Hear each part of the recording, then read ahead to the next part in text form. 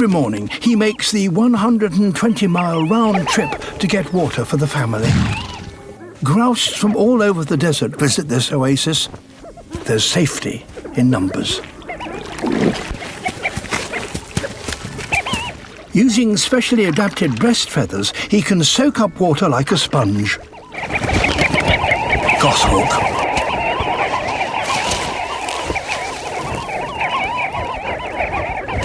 Sand grouse here are their main prey. Again and again, the male sand grouse risk their lives in order to collect water for their chicks.